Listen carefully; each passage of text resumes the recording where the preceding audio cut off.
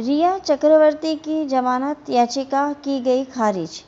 मुंबई सत्र न्यायालय द्वारा रिया चक्रवर्ती की जमानत को खारिज कर दिया गया और साथ ही साथ उनके साथ जो आरोपी साथी थे उनकी जमानत को भी खारिज कर दिया गया है।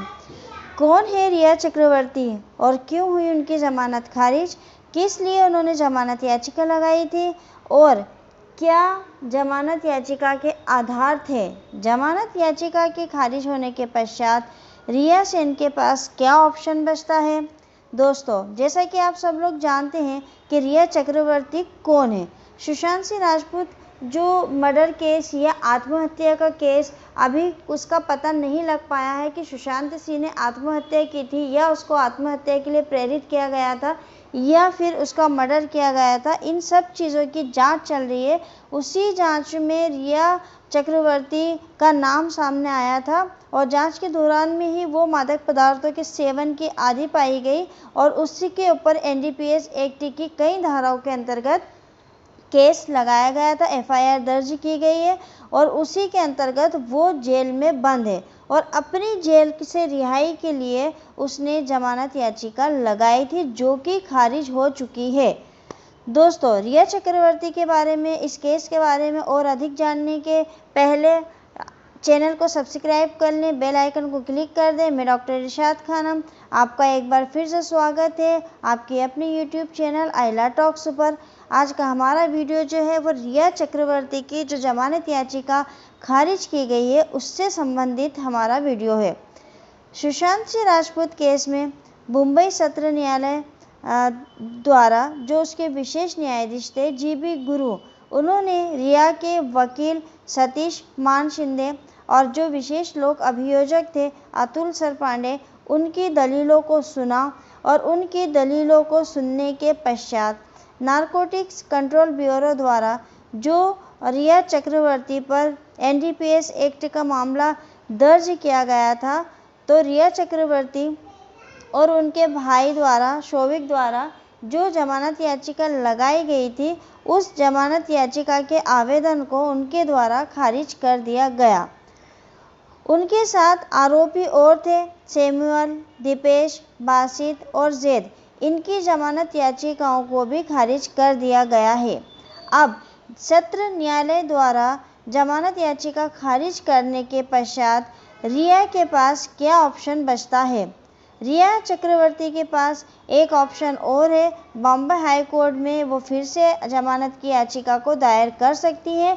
ये विकल्प उनके लिए खुला हुआ है, लेकिन ये विकल्प उनके लिए तब खुला होगा जब कोर्ट में सुनवाई का उनको वक्त मिलता है। हालांकि जब तक कोर्ट से सुनवाई का वक्त उन्हें नहीं मिलता है तब तक उनको भाई खला जेल में ही रहना होगा। उनको वहीं पे रहना है जब तक कि उनका जो जमानत के लिए जो हाई कोर्ट है वो उनको परमिशन नहीं देती है। रिया की एनडीपीएस एक्ट की धारा 16 और 20 के तहत गिरफ्तारी की गई थी। इससे पहले एनडीपीएस कोर्ट ने जमानत की याचिका लगाने से पहले एनडीपीएस कोर्ट जो थी उसने रिया को 22 सितंबर तक न्यायिक जो एनसीबी है उसकी न्यायिक हिरासत दे दी थी। फैसला चूँकि देर रात को आया था तो इसकी वजह से उनको रात में मतलब जेल में नहीं शिफ्ट किया जा सकता था, तो उनको जो है एक रात एनसीबी ऑफिस में जो लॉकअप बना हुआ था वहाँ पे एक रात गुजारनी पड़ी थी। अगले दिन मॉर्निंग में यानी कि 9 सितंबर को उन्हें मुंबई के भाई खला जेल में शिफ्ट किया गया था। वह पिछले कुछ दिनों से भाई खला जेल में एक कैदी की तरह ही रह रही थी और इसीलिए उन्होंने अपनी जमानत की याचिका लगाई थी जिसको कि खारिज कर दिया गया। अब हम ये देखते हैं कि उन्होंने जो जमानत का आवेदन दिया था उसमें उन्होंने जमानत के लिए क्या क्या दलीलें दी थी। आवेदन में कहा गया कि जो आवेदक है मतलब कि रिया चक्रवर्ती वो निर्दोष है और उसने कोई अपराध नहीं किया है। आवेदक को इस मामले में झूठा फंसाया गया है। जो उनके ऊपर एनडीपीएस एक्ट की धाराओं के अंदर एफआईआर दर्ज की गई है, तो ये उनका मानना है कि उन्हें झूठा फंसाया गया है। एनडीपीएस के जो पुरुष अधिकारी थे उन्होंने उनसे कई बार पूछताछ की और उस पूछताछ के दौरान में किसी भी महिला पुलिसकर्मी को साथ में नहीं रखा गया। उन्होंने ये भी आरोप लगाया। आवेदक को एनडीपीएस अधिनियम 1985 की धारा 20B सेकंड 22, धारा 27 से धारा 28, 29 और 30 के साथ धारा 8C के तहत अपराध के लिए आरोपित किया गया है। यह देखते हुए कि कोई भी दवा या मादक पदार्थ, जब ये सारी सेक्शन, ये सारी धाराएं एनडीपीएस एक्ट की रिया चक्रवर्ती के ऊपर लगाई जा रही थी, तब उनके पास किसी भी प्रकार का कोई भी मादक पदार्थ जब्त नहीं किया गया था उनके पास से। ये एक आधार उनके वकील ने दिया था जमानत के लिए कि उनके पास किसी भी प्रकार का कोई मादक पदार्थ उस समय, या मादक पदार्थ को उसके साथ साथ उन्होंने एक वर्ड और यूज़ किया, दवा, क्योंकि कई बार बचाव में ये भी कहा जाता है कि जो मादक पदार्थ है वो हमने दवा के लिए इस्तेमाल करने के लिए उसको लिया था। तो उनके पास इस तरह का कोई भी जो थोड़ी सी मात्रा में भी जब्त नहीं हुआ था, और आरोप यदि कोई हो तो छोटी मात्रा से संबंधित होगा। उन्होंने कहा कि अगर आरोप लगाया भी है आपने तो वो किसी छोटी मात्रा से संबंधित हो सकता है।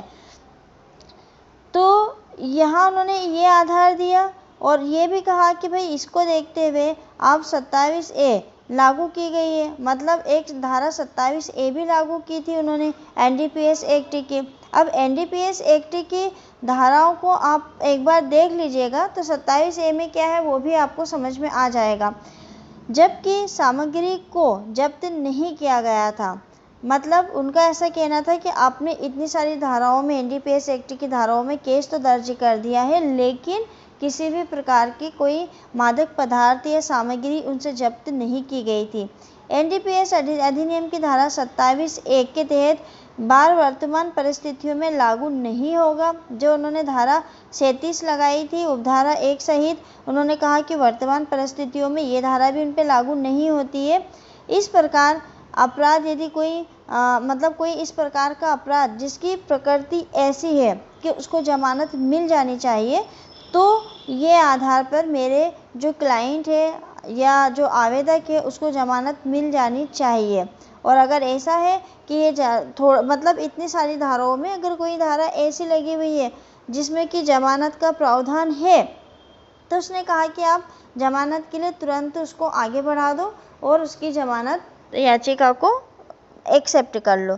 लेकिन यहाँ जो सत्र न्यायाधीश थे उन्होंने दोनों की दलीलों को सुना, मतलब जो लोक अभियोजक था उसकी दलील और जो रिया का वकील था उसकी दलील, दोनों ने अपना पक्ष रखा, अपनी दलीलें रखी।